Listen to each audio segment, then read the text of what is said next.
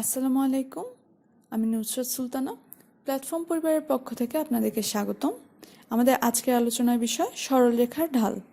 এই সরলরেখার কিছু বৈশিষ্ট্য আছে, যেমন একটা সরলরেখার একটা নির্দিষ্ট ঢাল থাকবে। ঢাল হচ্ছে যে যখন আমরা একটা সরলরেখা আঁকবো, সেই সরলরেখাটা আমাদের এক্স অক্ষ এবং ওয়াই অক্ষের সাথে কম্পেয়ার করে কিরকম অবস্থানে আছে এটা বুঝবো হচ্ছে আমরা সরলরেখার ঢাল থেকে। তো এটার সাধারণ সংজ্ঞাটা হচ্ছে যে কোন সরলরেখা এক্স অক্ষের ধনাত্মক দিকের সাথে যে কোণ উৎপন্ন করে তার ত্রিকোণমিতিক ট্যানজেন্টের মানকে সরলরেখার ঢাল বলে। যেমন আমরা এই চিত্রে যদি দেখি যে আমাদের এই সরলরেখা আমাদের এক্স অক্ষের ধনাত্মক দিকের সাথে এক্স্যাক্টলি ধনাত্মক দিকের সাথে, এক্স অক্ষের ঋণাত্মক দিকের সাথে না, ধনাত্মক দিকের সাথে হচ্ছে যে যখন একটা যে কোণ উৎপন্ন করে তার ট্যানজেন্ট মানকে ওই সরলরেখার ঢাল বলে। তো এখানে সরলরেখাটা এক্স অক্ষের ধনাত্মক দিকের সাথে ফাই কোণ উৎপন্ন করে, সুতরাং এই সরলরেখার ঢালকে আমরা এম দিয়ে সূচিত করি। এম সমান হবে tan ফাই। তো সবসময় যে আমরা সরলরেখার মানে নির্দিষ্ট যে অ্যাঙ্গেলে থাকবে সেটা যে জানবো এমন না। আমরা যদি সরলরেখাটা কোন বিন্দু দিয়ে যাচ্ছে এমন কোন বিন্দু যদি জানি, তাহলে হচ্ছে আমরা সেই সরলরেখার ঢালটা বের করতে পারি। আমরা দুটো বিন্দু সংযোগকারী সরলরেখার ঢাল বের করি। মনে করি A B Rekha P O Q বিন্দুগামী। আমাদের এখানে আমরা নিই যে একটা রেখা হচ্ছে এ বি, এটা বি, এটা এ, তো এ বি রেখা। তো পি ও কিউ বিন্দুগামী, তো ধরে নিই যে এখানে হচ্ছে পি বিন্দু আর এখানে হচ্ছে কিউ বিন্দু আছে আমাদের, পি বিন্দু আর কিউ বিন্দু। তো পি বিন্দু হচ্ছে x1 y1 আর কিউ বিন্দু হচ্ছে x2 y2। আর এই সরলরেখাটা হচ্ছে এক্স অক্ষের ধনাত্মক দিকের সাথে ফাই কোণ উৎপন্ন করে, এখানে হচ্ছে ফাই। তো এখানে আমরা তো এই ঢালটা নির্ণয় করার জন্য হচ্ছে পিএম একটা লম্ব আঁকি ও এক্স এর উপর, অর্থাৎ এক্স অ্যাক্সিস এর উপর আমরা একটা পিএম লম্ব আঁকি। এখানে P, so it is PM লম্ব, আর হচ্ছে এখানে কিউ। তো আমরা একটা কিউ আর লম্ব আঁকি যেটা কিনা পিএম এর উপর, কিউ আর লম্ব আঁকলাম। তো এই কিউ আর লম্ব, এখন এখানে যদি আমরা পি আর এর ডিসটেন্সটা বের করি, পি আর ডিসটেন্সটা কি হবে যে P PM minus R M বা PM minus N Q, actually যেটা বোঝাচ্ছে আসলে y1 মাইনাস y2।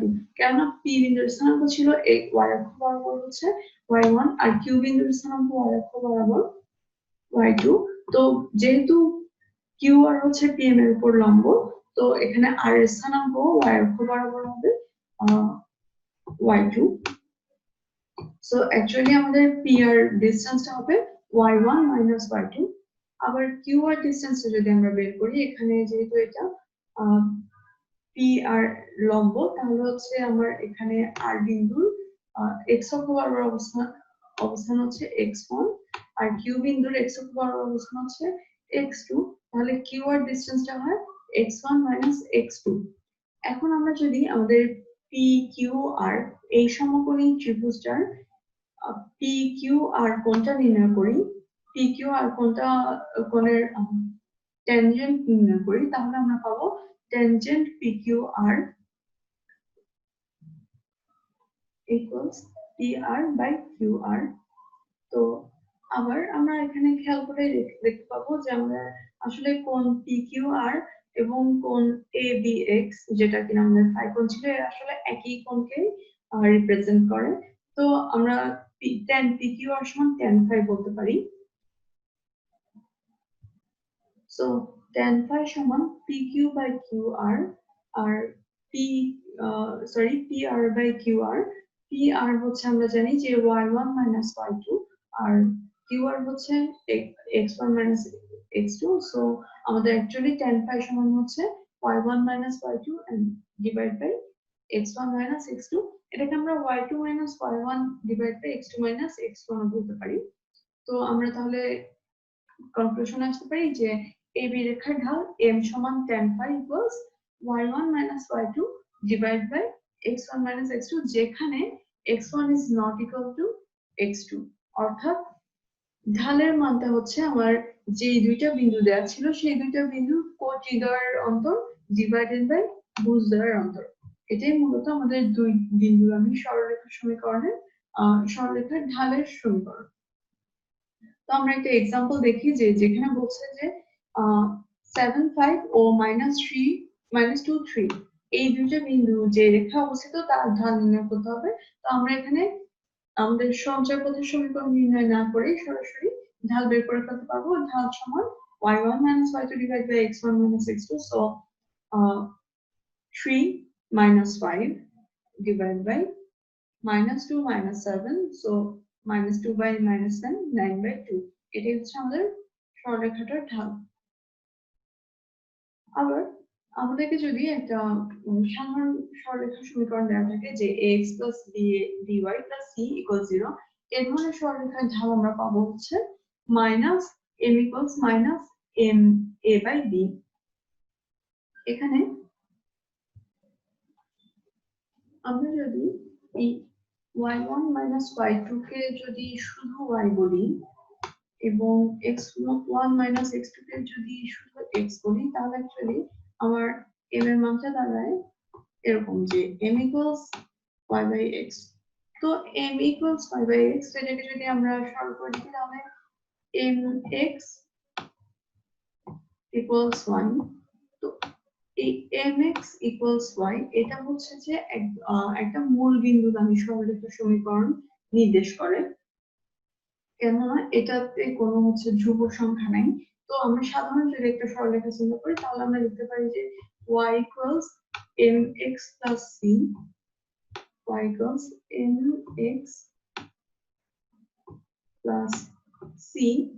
তো এখানে যেটা কিনা c হচ্ছে একটা কনস্ট্যান্ট নাম্বার, এটা হচ্ছে মূল বিন্দু থেকে ওই সরলরেখার দূরত্বটাকে বোঝাবে যদি এটা মূল বিন্দুগামী সরলরেখা না হয়। তো এই y equals mx plus c এটা হচ্ছে যে সরলরেখার সাধারণ সমীকরণ। তো এখানে আরো একটা সরলরেখা আদর্শ সমীকরণ আমরা দেখতে পাচ্ছি যে ax plus by plus c equals 0। তো একে যদি আমরা সরলরেখার সাধারণ সমীকরণের সাথে তুলনা করি, এই সমীকরণের সাথে তুলনা করি, তাহলে আমরা পাবো হচ্ছে যে m এর মান হবে m equals minus a by b। তো এই ঢালের মাধ্যমে আমরা আসলে আরো অনেক কিছু মানে একটা সরলরেখা সম্পর্কে আরো অনেক কিছু জানতে পারি, যে আমরা জানতে পারি যে এটার অবস্থানে কিরকম। এছাড়া বিভিন্ন কয়েকটা বিন্দু দিয়ে যদি আমরা এদের এই বিন্দুগুলা যে এই সরলরেখার উপর অবস্থিত তাদের ঢাল বের করি, তাহলে আমরা বুঝতে পারি যে বিন্দুগুলা একটা আরেকটার সাথে কিভাবে রিলেটেড। তো যেমন এখানে আমরা দেখি যে a x1 y1 b x2 y2 এবং c x3 y3 তিনটা বিন্দু, এরা যদি সমরেখা হয় অর্থাৎ তিনটা বিন্দু যদি একই সরলরেখার উপর অবস্থিত হয়, তাহলে এদের যে কোনো দুইটা করে বিন্দু নিয়ে যদি আমি সরলরেখার ঢাল নির্ণয় করি তাহলে এই ঢালগুলো একই হবে।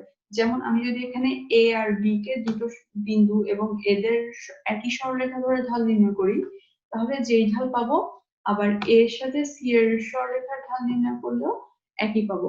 b c এর জন্য যদি করি আমি তাহলে সেম অ্যান্সারই আসবে। অর্থাৎ এখানে কি হবে যে আমার y1 minus y2, আচ্ছা আমি লিখে দেখাই এটা। আমাদের ab সরলরেখা যদি নিই আমরা, তাহলে ab এর জন্য ঢাল হবে y1 minus y2 divided by x1 minus x2 m of ab।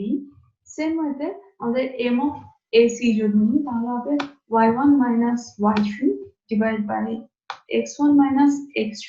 তো এরা যদি আসলে একই সরলরেখা অবস্থান করে অর্থাৎ বিন্দু তিনটা যদি সমরেখা হয়, তাহলে আমাদের এই m ab আর m ac একই হবে, যার কারণে হচ্ছে y1 minus y2 divided by x1 minus x2 equals y1 minus y3 equals y1 minus y3 divided by x1 minus x3 হবে। তো এই শর্ত যদি পূরণ করে তাহলে তিনটা বিন্দু একই সরলরেখায় অবস্থিত হবে। এরপর অক্ষের সমীকরণ, আমাদের y অক্ষের x অক্ষের সমীকরণ হচ্ছে y equals 0। কেননা x অক্ষ এই x অক্ষ y থেকে কত দূরে অবস্থিত, যে y অক্ষ থেকে কতটুকু ডিসটেন্সে অবস্থিত সেটা হচ্ছে যে 0। এজন্য আমরা এখানে এবং এটা হচ্ছে y অক্ষকে 0 বিন্দুতে হচ্ছে যে ছেদ করে, এজন্য আমার এটা হচ্ছে x অক্ষের সমীকরণ y equals 0।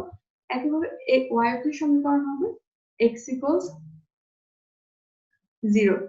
আবার x অক্ষের যদি আমি একটু সমান্তরাল সমীকরণ নিই সেটা হবে y equals b। b হচ্ছে যেখানে একটা কনস্ট্যান্ট নাম্বার। সমান্তরাল বলতে আমরা বুঝাই যে দুইটা সরলরেখা পরস্পর এক সবসময় একটা নির্দিষ্ট কনস্ট্যান্ট ডিসটেন্স মেনটেন করবে।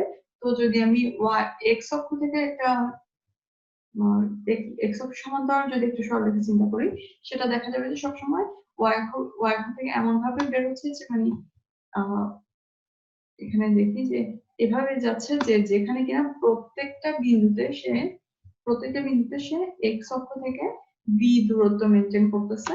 তো প্রত্যেকটা বিন্দুতে যদি b দূরত্ব মেনটেন করে তাহলে এটা y অক্ষ বরাবর আসলে b পর্যন্তই উঠবে এবং এরপর আর কোথাও সে চেঞ্জ হবে না। y অক্ষ বরাবর তার কোনো পরিবর্তন হবে না। এজন্য y equals b। আবার y অক্ষের সমান্তরাল সরলরেখার সমীকরণ যদি আমরা বের করতে চাই সেটা হবে x equals a। অর্থাৎ x অক্ষে সে a বিন্দুতে ছেদ করবে এবং x অক্ষ বরাবর সে আর কোনো দিকে নড়বে না, যে বামে বা ডানে সে যাবে না। এবার আমরা দেখি y অক্ষ থেকে নির্দিষ্ট অংশ c ছেদ করে এবং x অক্ষের সাথে ধনাত্মক থিটা কোণ উৎপন্ন করে এরকম একটা সরলরেখার সমীকরণ যেটা কিনা হবে y equals mx plus c। তো আমরা একটু আগেই দেখলাম, তো এখন এটা হচ্ছে যে প্রয়োগটা দেখি যে কিভাবে এটা আসলে তৈরি হচ্ছে। মনে করি এই সরলরেখায় x অক্ষের ধনাত্মক দিকের সাথে থিটা কোণ উৎপন্ন করে এবং y অক্ষকে d বিন্দুতে ছেদ করে। তো আমার এটা হচ্ছে ab সরলরেখা যেটা কিনা y অক্ষকে d বিন্দুতে ছেদ করে এবং থিটা কোণ উৎপন্ন করে x অক্ষে ধনাত্মক দিকের সাথে। আমরা দেখতে পাচ্ছি আসলে x অক্ষের সাথে এদিকেও সে একটা কোণ উৎপন্ন করে, কিন্তু আমরা যেহেতু ঢালের হচ্ছে সংজ্ঞা হচ্ছে যে x অক্ষের ধনাত্মক দিকের সাথে নিতে হবে, এজন্য আমাদের এখানে আমরা এই সাইডের কোণটাকে হচ্ছে আমরা ইগনোর করবো, আমরা এটা নিব না। আমরা হচ্ছে যে x অক্ষের ধনাত্মক দিকের সাথে যেটা আছে ওই কোণটা নিব, যেটা হচ্ছে থিটা। তো রেখাটার উপর হচ্ছে px যে কোনো একটা বিন্দু নিয়ে আমরা এই যে px একটা বিন্দু নিলাম। তো আবার আমরা আগের মতো pm ভার্টিক্যাল টু ox এবং dn ভার্টিক্যাল টু pm আঁকি। তো আমরা এখানে একটা dn লম্ব আর pm লম্ব পেলাম। এখানে OD equals c, যেহেতু হচ্ছে যে সরলরেখাটা y অক্ষকে c বিন্দুতে ছেদ করে, তাহলে যেহেতু সরলরেখাটা y অক্ষকে c বিন্দুতে ছেদ করে তাহলে এখানে OD ডিসটেন্স হবে c। Angle BAM equals theta and angle PDN ও theta, যেহেতু এর আসলে একই অ্যাঙ্গেল দেখাচ্ছে এখানে। তো PM equals PM minus MN যেটা কিনা হচ্ছে y minus c। আর তো PM ভ্যালুটা হচ্ছে আমার total y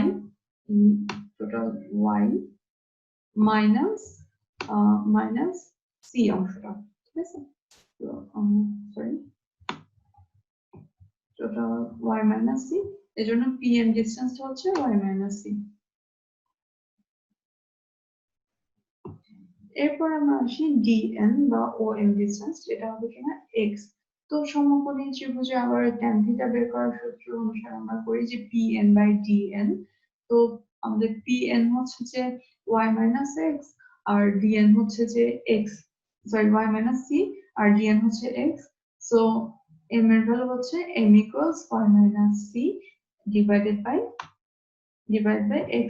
So y equals mx plus c। এটাকে সরলরেখার আদর্শ সমীকরণ বলা হয়। সরলরেখাটা যদি মূল বিন্দুগামী হয় তাহলে c equals 0 হবে, কারণ মূল বিন্দুগামী সরলরেখা অবশ্যই y অক্ষকে 0 0 বিন্দুতে ছেদ করবে, যার কারণে আমার এই OD ডিসটেন্সটা অ্যাকচুয়ালি হয়ে যাবে 0, যার কারণে c সমান 0 হবে। সো y equals mx পাবো আমরা, যা হচ্ছে মূল বিন্দুগামী সরলরেখার সমীকরণ।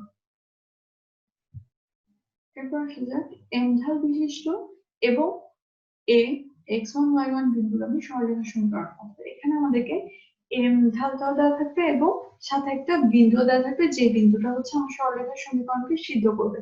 আমরা ধরে নিই যে একটা আননোন বিন্দু ওই সরলরেখার উপর হচ্ছে xy একটা p বা xy হচ্ছে একটা আননোন বিন্দু। তো আমরা জানি ঢাল সমান হচ্ছে tan θ equals y1 minus y2 আর divide by x1 minus x2। তো এখানে আমরা দ্বিতীয় বিন্দু যেটা নিচ্ছি সেটা হচ্ছে p xy। সো আমাদের ঢালের সমীকরণটা দাঁড়াবে তাহলে যে m equals tan θ y minus y1 divided by x minus x1।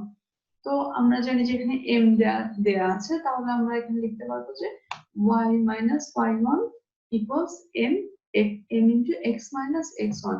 এখানে আমাদের খেয়াল রাখতে হবে, আমরা যদিও সূত্র প্রতিপাদন করার জন্য এখানে a কে x1 y1 দুটো আসলে ভ্যারিয়েবল দিয়ে দেখাচ্ছি, কিন্তু বাস্তবে অঙ্কটা করার সময় হচ্ছে এরা দুইজন কনস্ট্যান্ট থাকবে।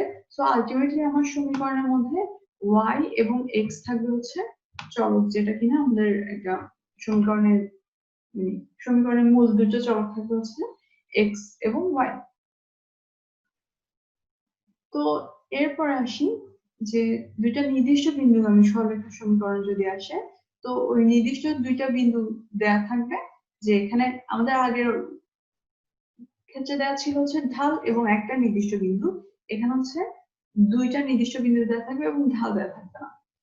তো আমরা আরো একটা এক্সট্রা বিন্দু ধরে নিব যে রেখাটার উপর হচ্ছে p একটা xy বিন্দু থাকবে, আর আমাদের জানা বিন্দুগুলো থাকবে হচ্ছে q x1 y1 এবং r x2 y2। তাহলে p q এর ঢাল একবার আমি হচ্ছে যে p এবং q সরলরেখা ধরে একবার ঢাল নির্ণয় করি, আবার q এবং r সরলরেখা ধরে আরেকবার ঢাল নির্ণয় করি। আমরা জানি যে তিনটা বিন্দু যদি একই সরলরেখা থাকে তাহলে এটা দুইটা দুইটা করে যে ঢালগুলো আমরা বের করব এগুলো হচ্ছে সমান হবে। তো এখন PQ আর বিন্দুদ্বয় একই রেখায় অবস্থিত হয়, PQ এর ঢাল সমান QR এর ঢাল, so y minus y1 divided by x minus x1 equals y minus y2 divided by x minus x2। অর্থাৎ আমাদের যদি হচ্ছে ঢাল দেয়া নাও থাকে, দুইটা নির্দিষ্ট বিন্দু দেয়া থাকলেও আমরা ওই সরলরেখার সমীকরণটা বের করতে পারবো। তো এটার উপর আমরা একটা উদাহরণ দেখি যে 6, 9 এবং 4, 3 দুইটা বিন্দুগামী সরলরেখার সমীকরণ বের করতে হবে আমাদেরকে। ধরে যে বিন্দুদ্বয় A, 6, 9 বিন্দুটা হচ্ছে A আর 4, 3 বিন্দুটা হচ্ছে B। তো আরেকটা আমরা আননোন বিন্দু ধরে নিই, সেটা হচ্ছে P xy। সো এই রেখার সমীকরণ হবে হচ্ছে x মাইনাস আমরা এখানে যে y minus y1 এবং x minus x1 এগুলোকে আমরা আর্গুমেন্ট করে ফেলতে পারি, তাহলে এখানে দাঁড়াবে যে y minus y1